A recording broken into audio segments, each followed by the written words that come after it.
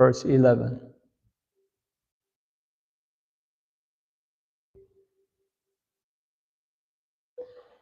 Nanasya loke stayisaya na priyas.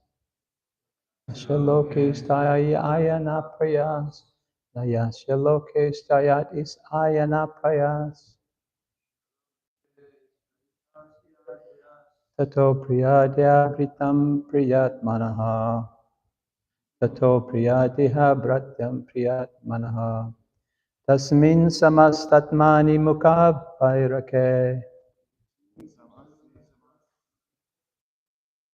Tasmin samastatmani mukta vairake.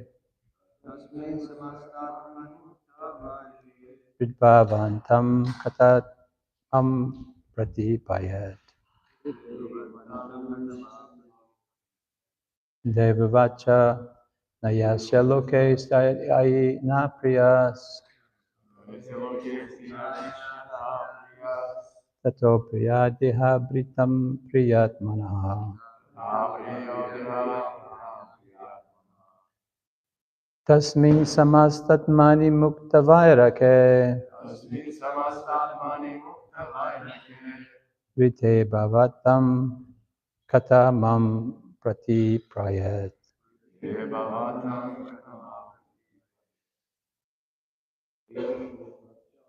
Devavacha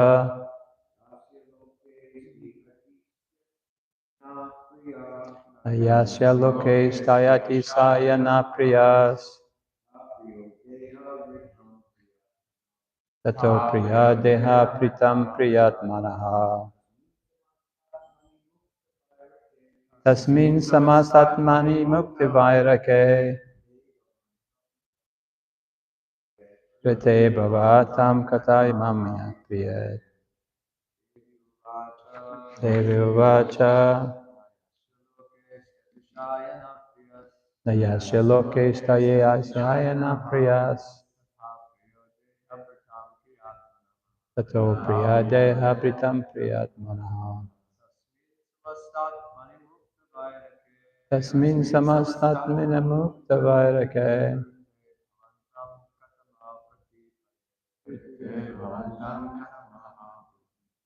Ladies, Devavacha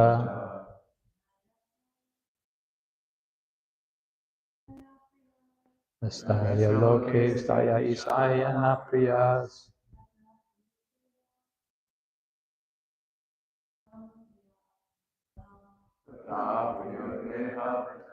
Atmanaha. Tasmin samasatmi mukyam avairake.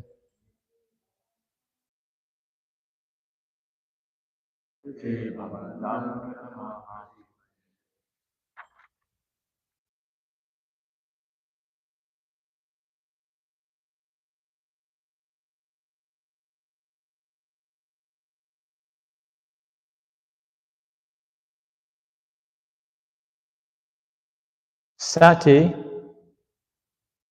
here is speaking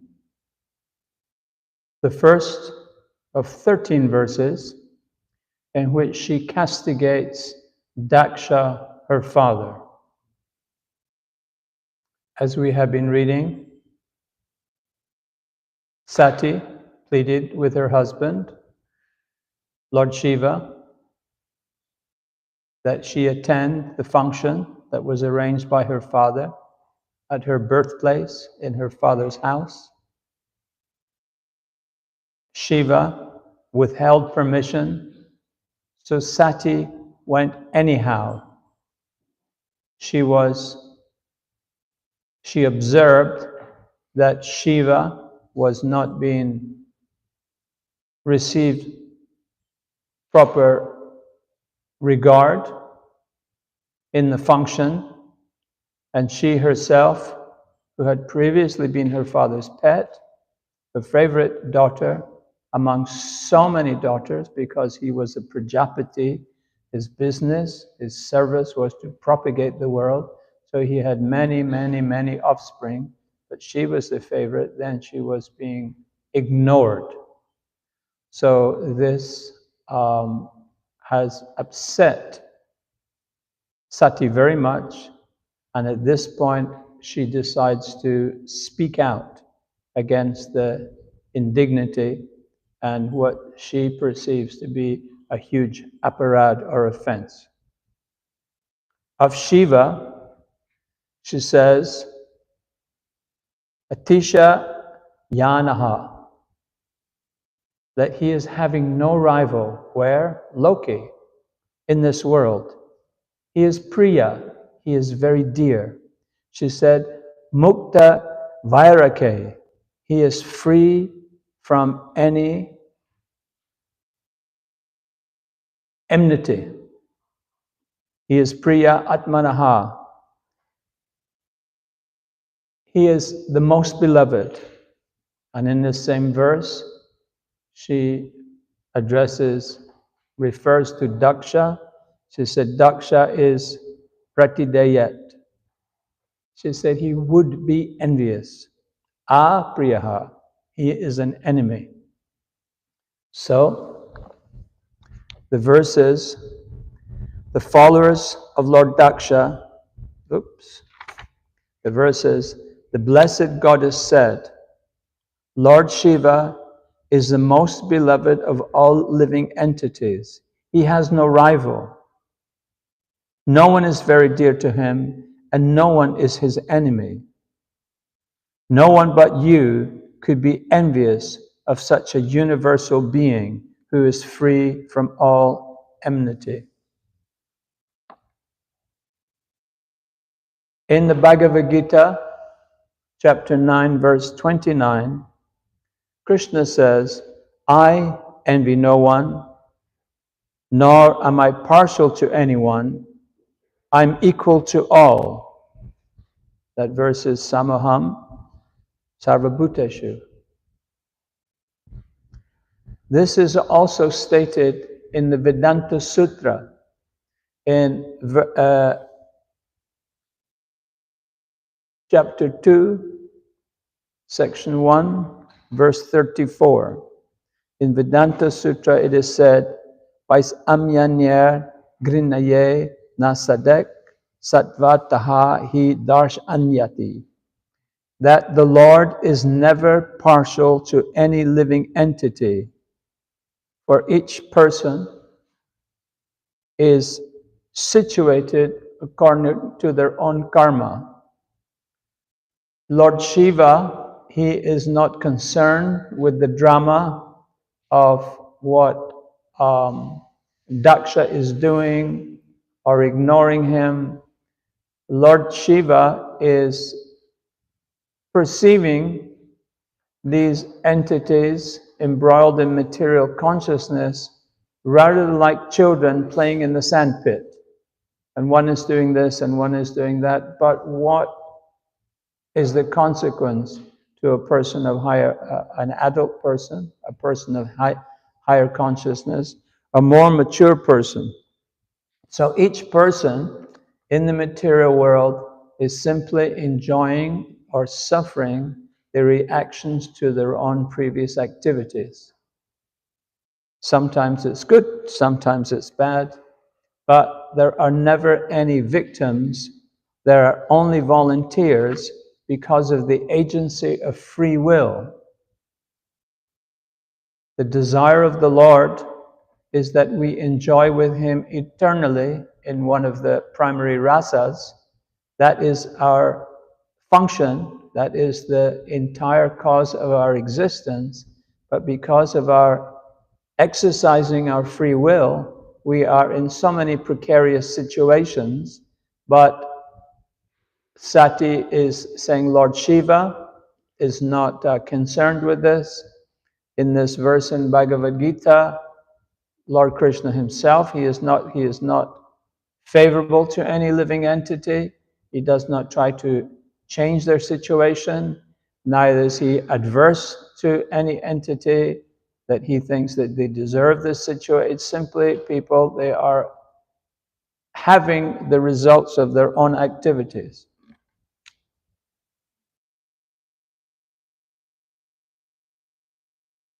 But those who are pure, those who finally become pure by the process of seva, by the process of sadhana, they don't have to take birth in this material world again, and they can go and enjoy with Krishna in the spiritual world. In Vrindavan, one devotee, it was Harikesh, he asked Srila Prabhupada, what is the situation of a person who is not completely pure, but he remembers Krishna at the time of death? What is his situation? Prabhupada said, that is not possible. So it's not possible that we can harbor lust, anger, greed, and be purely situated in Krishna consciousness, which is the qualification for going back to the material world. So the devotee, he asked Prabhupada, okay, then what is the situation if one isn't completely pure, but one does remember Krishna? Prabhupada said, that is not possible. So you're either in material consciousness or you're in spiritual consciousness. So Hinduism, this is a system of finding the loopholes, finding ways in which we can feel that we're adhering to the scriptural injunctions, but at the same time we are getting maximum facility and maximum enjoyment. So this has become a system where one tries to pursue the karma kanda sections of the Vedas in order that we can enjoy very nicely in this material world. When the first temple we ever opened in Hyderabad, in India, was the Hyderabad temple, even before Vrindavan, even before anything. And when it was complete, we had a program at the family of the people who had given us very, very great help to accomplish the temple, the Badruka family. And the person who helped us most was Hari Prasad Badruka and also his father Srinivas. So we had celebrated, they invited us to come, we had opened the temple, they invited us to come. And Tamal Krishna Maharaj, he spoke, and he said, on behalf of Srila Prabhupada, he said, I would like to extend our gratitude, and I am very sure that Krishna, and he addressed the old grandfather, he said, I'm very sure that Krishna will give you all blessings, and you can return to the spiritual world and be with Krishna. And the grandfather, he was old and frail, but he became visibly animated. He said, no, Swamiji, take it back, take it back. He said, we want to go to Swarg.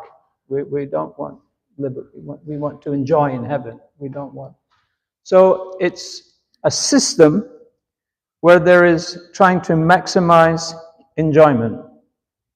But all of the Vedic Shastras, they support the concept of sambandha, having a relationship, jiva, and the absolute truth, the supreme.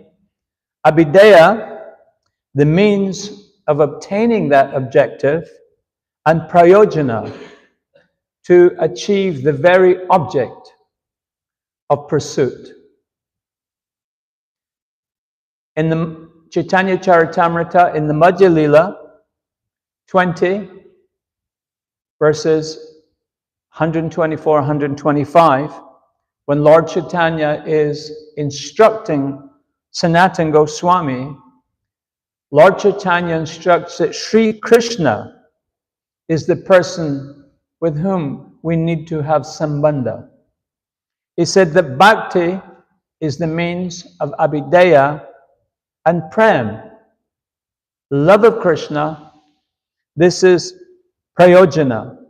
This is the goal of the Vedic scriptures. This is, Prabhupada has stated, this is the goal of ISKCON, that we can become situated in a loving relationship, in a relationship of prem with Krishna, where every step is a dance, where every word is a song. We are just completely overwhelmed in love. This is the goal of ISKCON. There are various people. Maharaj was saying yesterday, people who have mixed motives. And a person of mixed motives, he will not be purely situated on obtaining prem, how to achieve prem, how to monitor himself, how to limit himself. He has other intentions. And because of these other intentions, will be delayed. There will be delays before prem becomes manifest. The Vedanta Sutra is the gold standard of spiritual understandings and teachings. And this is directed to the Gyanis, the persons who will be able to assimilate and evaluate and analyze different concepts of knowledge. For out of thousands of karmi, fruitive workers, only a few will tire of material enjoyment and try to get out of this labyrinth of material existence. This is stated in Bhagavad Gita 7.3, Manusyanam sahasreshu kaschid yadati siddhaye. That out of many thousands, one will endeavor for perfection. And out of many such perfected beings, hardly one will know me in truth. In the Srimad Bhāgavatam, Canto 1, Chapter 2, Verse 3, it said that Sukadeva Goswami, he spoke the most confidential supplement to the cream of Vedic knowledge, after personally assimilating this by experience. So, Vyasadeva, he wrote the Srimad Bhāgavatam after he had completed Vedanta Sutras. Srila Prabhupada commented that Vyasadeva sensed that there would be an abuse by unscrupulous people extrapolating a false meaning from the Vedanta Sutra. And so Vyasadeva wrote Srimad Bhāgavatam. And Srimad Bhāgavatam is a natural commentary to Vedanta Sutra. And although very prolific in his writings, Shankaracharya, he never ever commented on Srimad Bhāgavatam. And Srila Prabhupada said this is because it is very clear what is the message of Srimad Bhāgavatam, and it is all but impossible to extrapolate a different meaning. However, when I was a brahmachari in Madras at the time, Chennai, I saw there was advertised one prominent Mayavadi sannyasi, and he was going to speak on the first verse of the Srimad Bhāgavatam. And I was puzzled. I thought, how can you extrapolate an impersonal meaning from the Srimad Bhāgavatam? Om Namo Bhagavate Vasudevaya. How can you? So I actually went to hear him talk, and I was just very, very curious, how can you do that? It wasn't until later I realized that even Shankaracharya didn't comment on the Srimad Bhāgavatam. So I was very, very curious, but what his entire lecture was about was the last phrase of the first verse, which was a very, very, very long verse. The last phrase is Satyam Param Dhimahe, that I meditate on the absolute truth. So the absolute truth was, of course, whatever he described the absolute truth to be. Similarly, the Maharishi, Mahesh Yogi, who was very, very prominent in USA at one point, and the Maharishi people, they are the most prominent people today in the Ayurvedic industry. And he translated Bhagavad Gita into English, but he only translated the first 6 chapters, and he says this is the Bhagavad Gita. So the 6th chapter, of course, is Jnana Yoga, about meditation, and Maharishi said this is what we're all about, we meditate, and this is what Krishna's talking about. He leaves out the other 12 chapters in which Krishna comes to. So people are highly selective in order that they can establish their arguments, their conclusions. And this is just another form of cheating. This is this cheating mentality which we ourselves manifest, which entangle us again and again in birth and rebirth. And this prevents us from achieving our legacy, which is pure prem. The reason Srila Prabhupada came to the Western countries is to give prem. The reason Lord Chaitanya established his movement is to burst open the treasure house of love of God. It's this love of God, it's this intense, loving, divine, loving relationship. This is the goal of the international society. This is why we chant, this is why we preach, this is why everything we do is because of this. But because we have material contamination, we want to have our cake and eat it. We have, as Maharaj said, mixed motives. And because of these mixed motives, we're trying to keep 1 foot here and 1 foot here. This is why we are not successful in our endeavors. Lord Chaitanya described Srimad Bhāgavatam as the spotless Puran because it contains various transcendental narrations of the Supreme Personality of Godhead. Srimad Bhāgavatam 1:1-7 in the purport says Srimad Bhāgavatam is a natural commentary of Vedanta Sutra. It's natural because Vyasadeva is the author of both. Someone may write something, and various people may have interpretations of what he was actually meaning. It's a little vague here. I thought you meant this. I think you meant this. But the clearest way to get a correct understanding is to go back to the actual person who wrote this. Maharaj, when you wrote this, what did you actually mean? And then Maharaj, he can completely expand and just give exactly why I said it like this. So similarly, Vyasadeva, because he was the author of Vedanta Sutra and the author of Srimad Bhāgavatam, in Srimad Bhāgavatam, he's explaining perfectly the concepts of Vedanta Sutra. So Prabhupada explains this as the spotless Puran simply because the same author, he has written both. And Prabhupada explains that theism is very carefully explained in Srimad Bhāgavatam. And the theism is ultimately the jiva being situated in one of the 5 primary rasas with the Supreme Personality of Godhead as his eternal servant.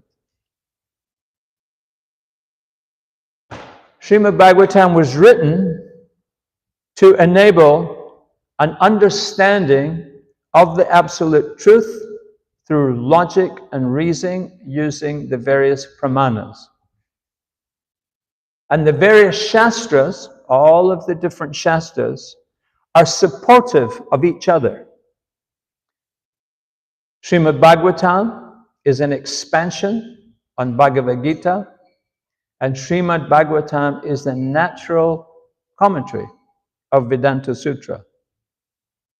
Srimad Bhāgavatam 2:3-10 said, Akama, sarvakamava, mokshakama, udaradi. That whether a person is without desire, having no material desire, a pure devotee of Krishna, or if a person is desired of all fruitive results, a complete person who wants to enjoy the results of his actions, they should try to worship, the verse enjoins, they should try to and worship the Supreme Personality of Godhead for complete perfection, culminating in Krishna consciousness. And Prabhupada describes those who are Krishna conscious as living transcendentalists. And this is our goal. So, what is one's goal and what is the means to this goal entirely depends on who you ask. It is said that every cab driver in New York City is a philosopher. They will give you an analysis of the political situation, of the economy, of which are the best entertainment venues, where you can get maximum enjoyment. They just feel that they have the answers. Every single cab driver. So, it's not surprising that you will get a different answer to what should I do, what is it? Depends who you ask, and it depends on their consciousness. Srimad Bhāgavatam is a small Purana. Of the 18 Puranas, I think there are only 2 that are smaller. It has 18,000 verses. The Padma Purana has 56,000 verses. It's more than 3 times bigger.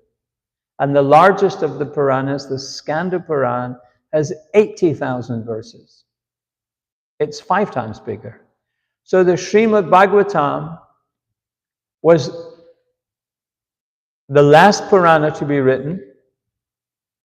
It's written as an explanation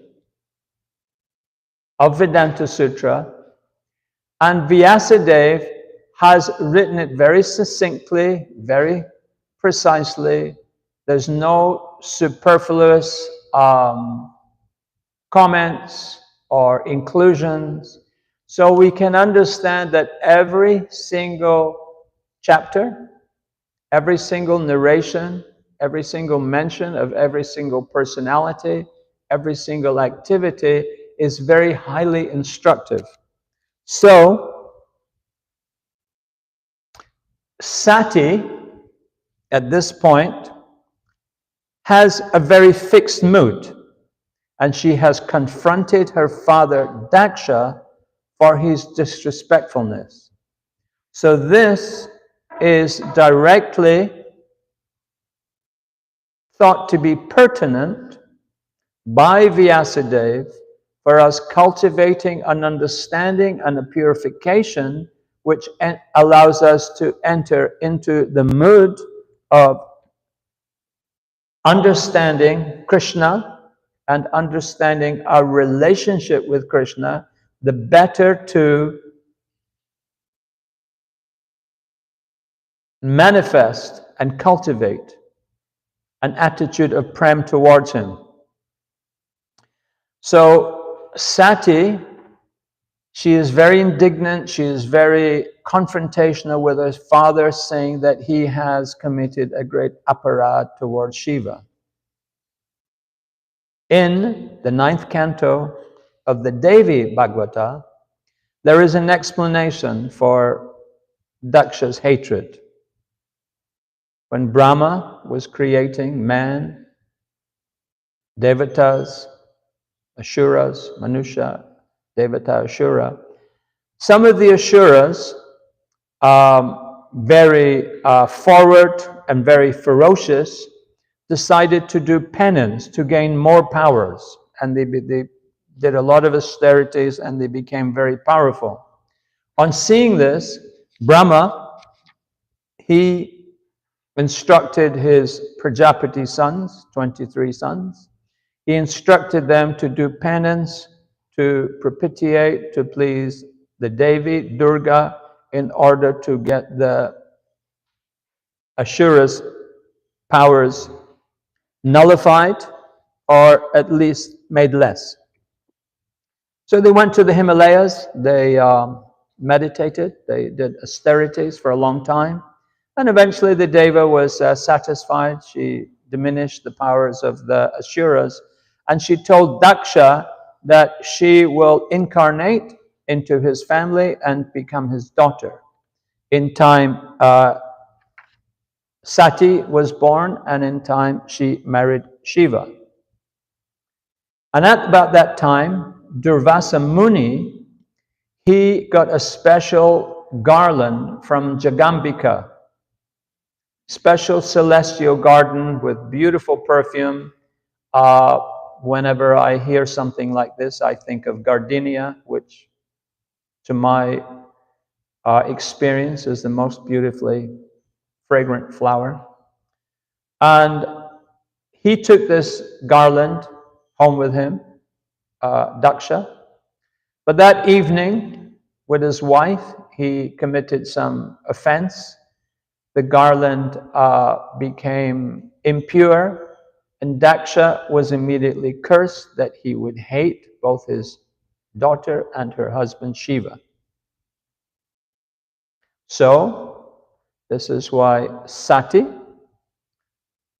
has the view that, in this verse, no one but you could be more envious of Shiva or become his enemy. But of course, Shiva, he completely ignored this drama. There are children, they're fighting about this, fighting about that, who is the strongest, who is this, who, just childlike material activities for those who are situated in transcendence. Srila Prabhupada one time, he said, I have no enemies. He said, people make enemies of me, therefore I have enemies, but I have no enemies. So the bigger picture is that in order to relish the 10th canto with a pure heart, one must eliminate envy and anger from our consciousness. For Sati has highlighted the quality of chastity to her husband. And even today, Sati is renowned for being the foremost model for chastity, which lends power and Shakti to all and every chaste woman.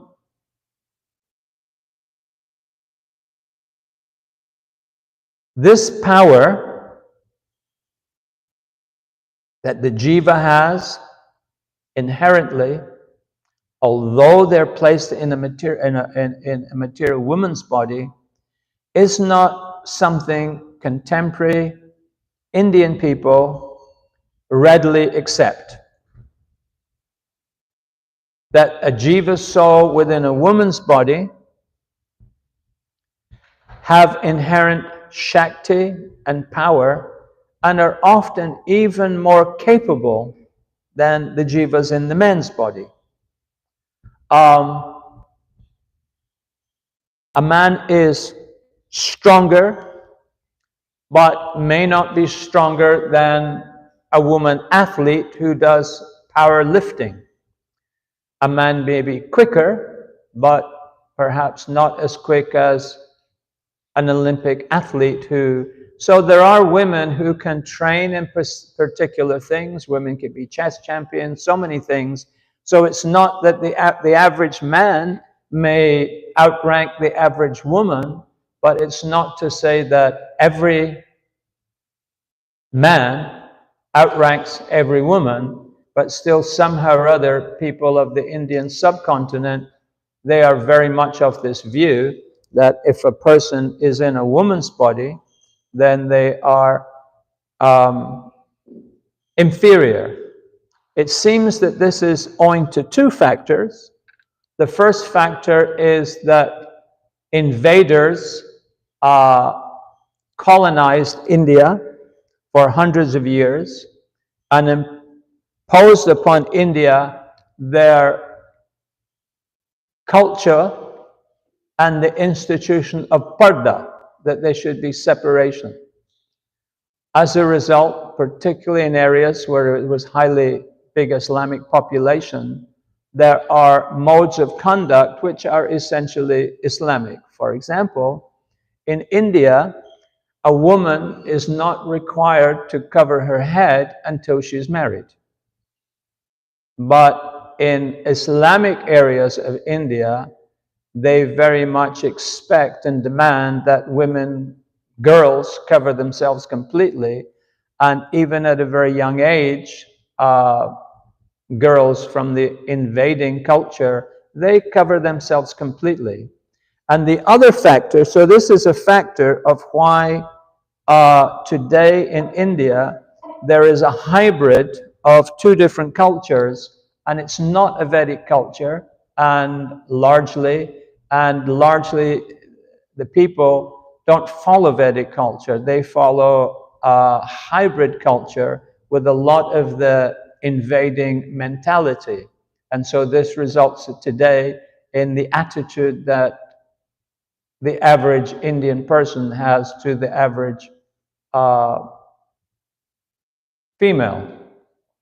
But there's a much more practical reason, which gets down to dollars and cents, is that in India, it's the boy who inherits. His sister doesn't inherit, he inherits. So simply if the boy can stick around for long enough, he will inherit. And any concepts that the girl should get equal inheritance, that she should be considered for the inheritance, they just don't want to know about this. They are against this. They say this is not Vedic. We refuse to accept this. We refuse to accept that women have any power, that they have any say, that they have and this is simply an inheritance issue. If the boy sticks around for long enough, he will inherit and his sister will get nothing. So even highly qualified Vaishnavis, they will never be acknowledged in any capacity by these people except for child rearing. They can raise kids, stay in the kitchen, and that's all that they're capable of. But this crippled mentality is a materialistic outlook. It's lacking in humility, and that this other jiva has any worth, any value. It's materialistic, and it will directly prevent us from enter into relationship with Krishna and rasa with Krishna, and ultimately to achieve prem. It's material. There's so many stories in the scriptures in which women were very powerful, who did extraordinary things. I'm thinking of in the Mahabharata, in the Vana Parva, where Yudhisthira asked Markandeya, is there any woman who is equal in devotion to Draupadi? And Markandeya relates the story of Savitri and her husband Satyavan, who died, and Savitri went to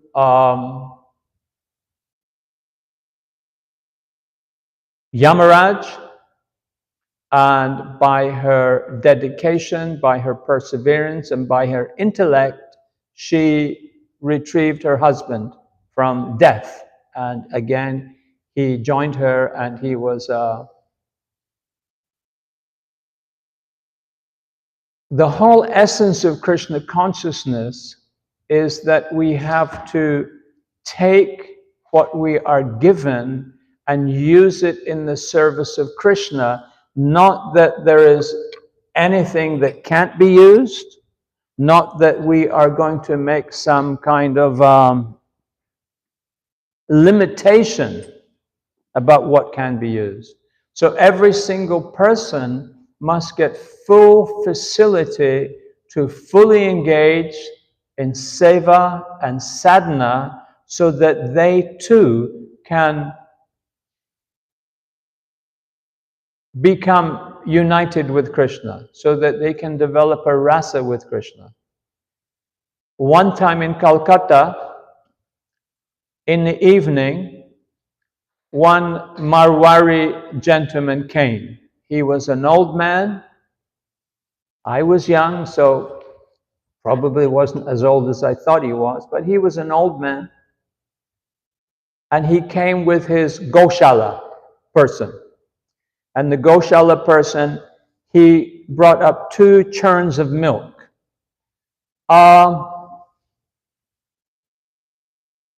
Probably 35 liters in a churn.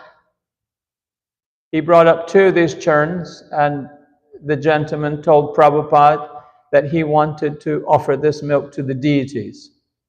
Presumably there was some function or some reason, but I didn't learn what that was. So Prabhupada was talking to him nicely in Hindi, and he told the devotees to get all the pots from the kitchen and take the milk. So they brought the pots, and the cowherd man, he poured the milk into each of the pots. And still there was some milk remaining. So Prabhupada, he was talking to the man, and he told the devotees, each devotee should clean his personal drinking lota, and he should put milk in the lotas. So then each person, we cleaned the lotas, and everyone, at this thing, there was a fashion amongst devotees to have a bell metal lota, a brass lota. So each person brought his brass lota that they would drink their water from. And these were all filled with milk also. And still there was some milk, little milk left. So Prabhupada, he was talking and thinking. So then he told the devotees, he said, go to the toilets.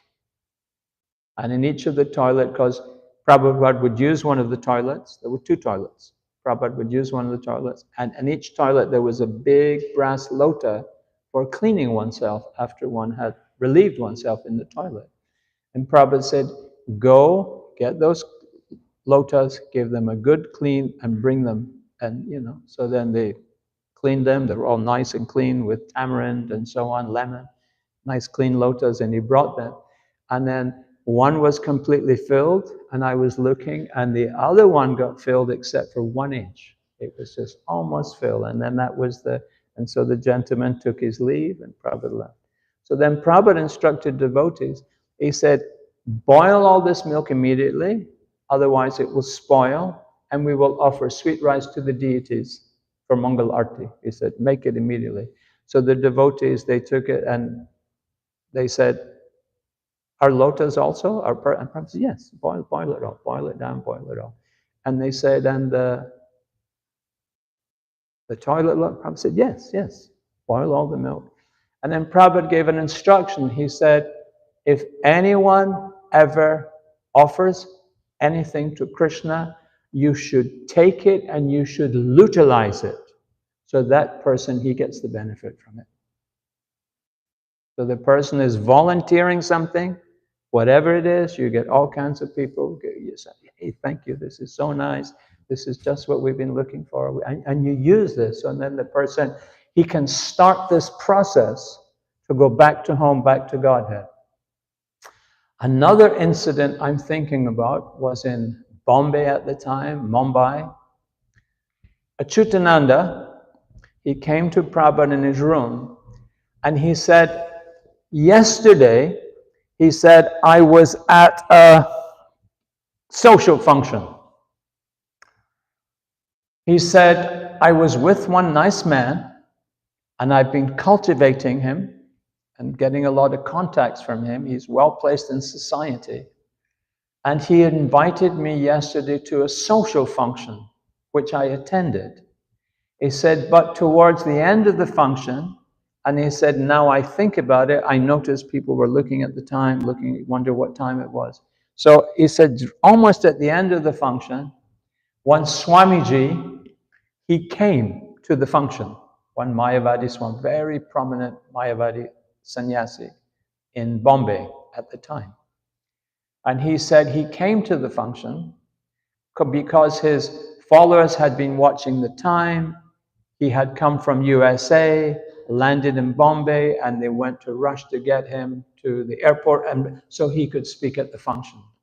So Achyutananda said there he was, he came and he was about to speak.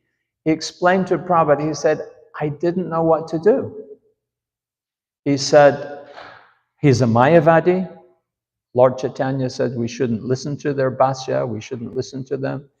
He said at the same time, he said, I didn't want to offend my guest, my host, who had brought me to the function, and I've been cultivating nicely. And I didn't want to challenge what the sannyasi was saying. He said that, oh, he is an American, what do they know? He doesn't even have manners. He said, so I was in a real quandary and didn't know what to do. He said, so I just chanted on my japa, tried not to listen to him and tried to intensely listen to his, and Prabhupada was listening.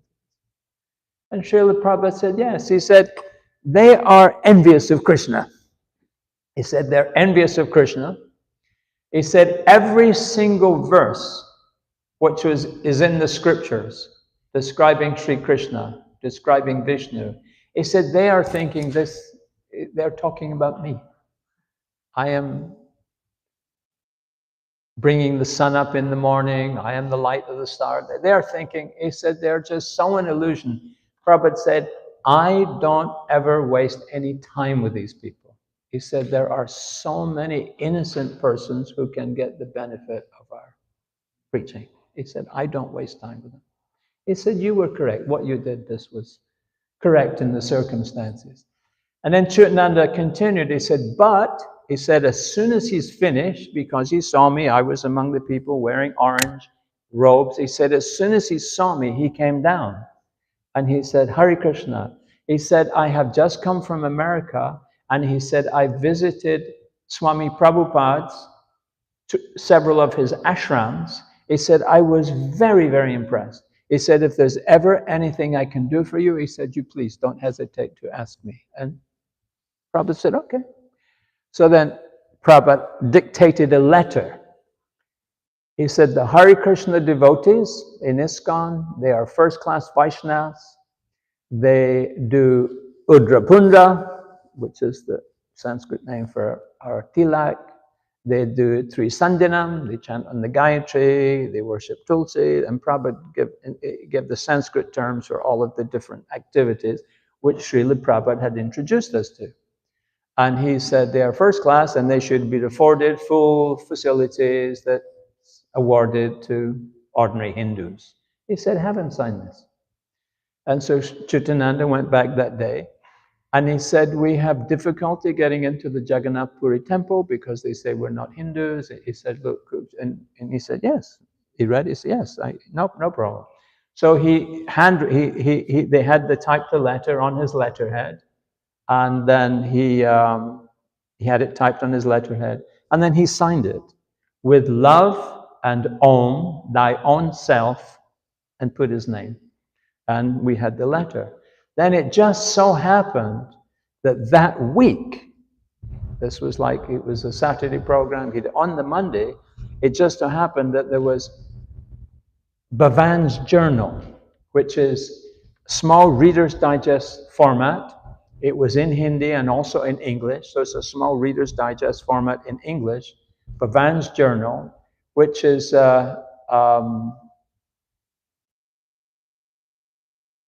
was produced in Bombay by this Mayavad group.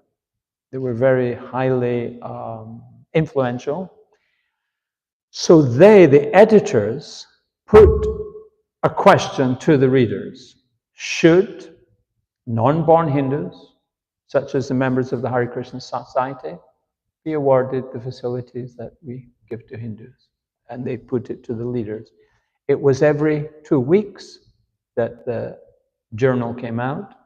So there was no replies the next week, but then the next edition took, but a month later, there was they printed pages and pages of replies.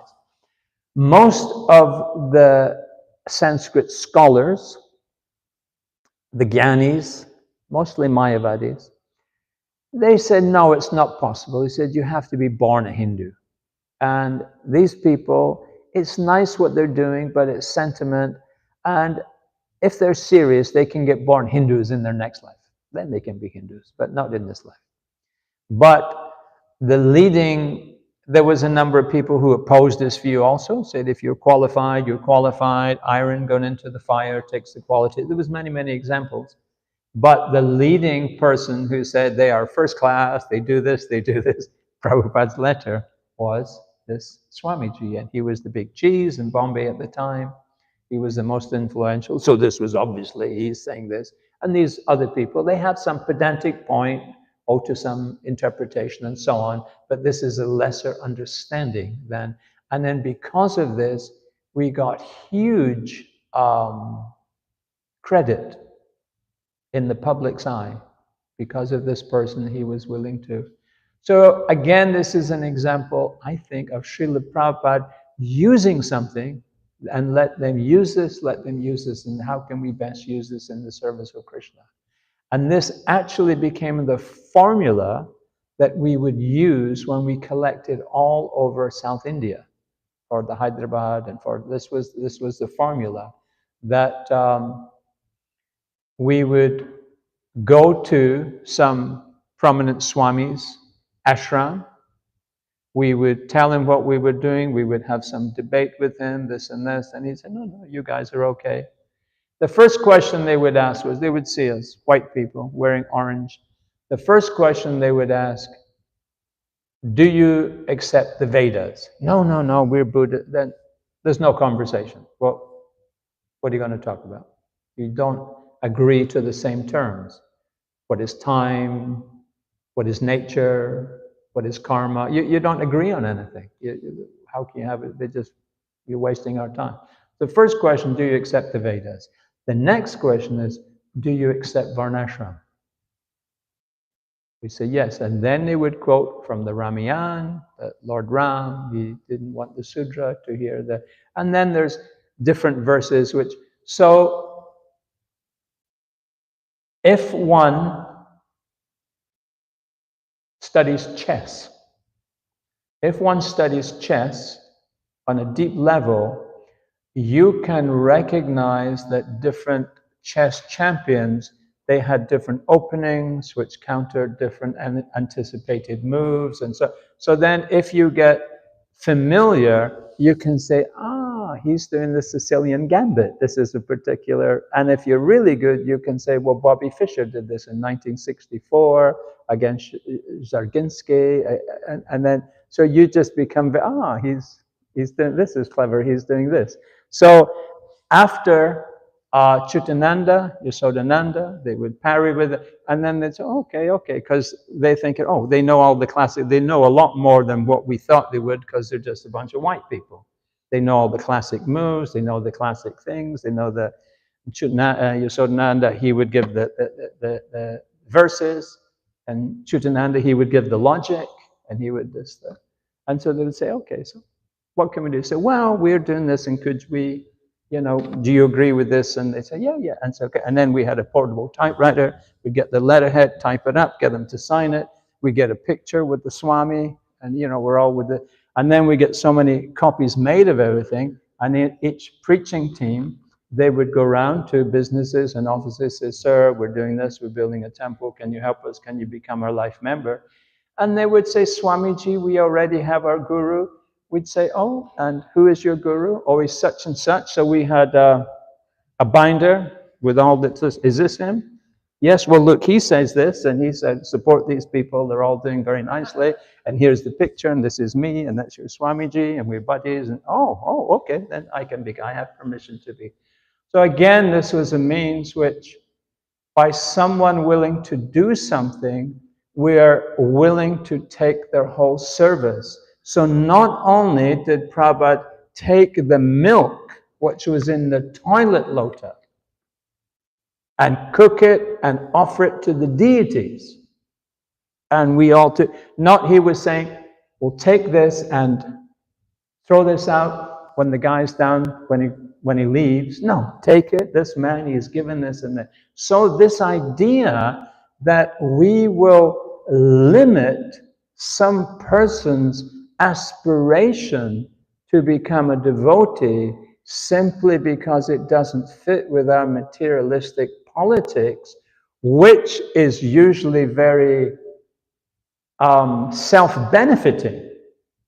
It's just complete non-Vaishnava. Complete non-Vaishnava. That we should limit who can or who can't. Srila Prabhupada, as Jayadvaita Maharaj mentioned, Srila Prabhupada, when he came to New York, he had no intention of taking women disciples. It hadn't even occurred to him. It was not in his plan. But then he said, these women, they are coming, they're sincere. The first person, I think, was Jadharani. They're sincere, they want shelter. How can I refuse them? How can I not give them shelter? So part of that shelter was allowing them to stay in the building, which, as Maharaj pointed out, it was completely forbidden. It was, how can he have women in the ashram with the monks? What are they doing? So there was a lot of flack, there was a lot of repercussions from this. But Srila Prabhupada said, how can I not give this person shelter? They're very sincere. So this mentality that somehow or other, from the parda and from the fact that if they sit around long enough, they're going to inherit whatever's, they don't want anyone else. This is just such nonsense. So, it's 9 o'clock. My class is finished. If anyone has any questions, you take them to my Shiksha Guru, Jayadvaita Swami, and he will answer nicely. Ram Roji, quickie.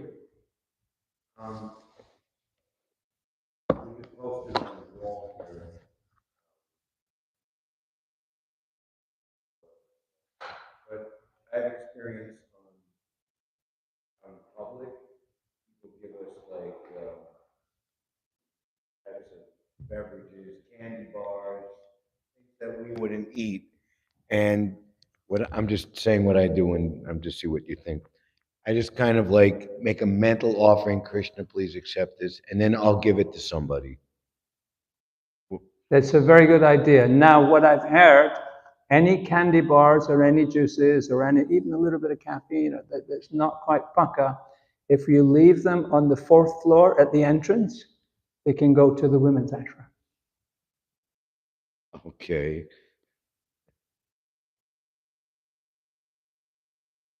Hare Krishna. Hare Krishna. I have a morning. I have a question about the Bhagavad Puran. Since Vyasudev, he made all the other Purans, and he was like, "This is no point."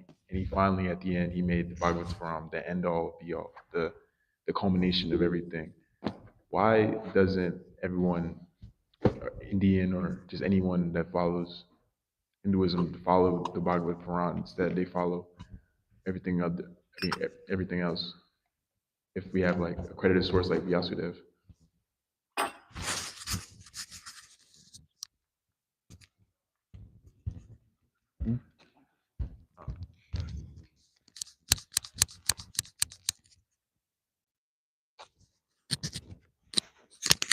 Actually, Bhagavatam is appreciated all over India.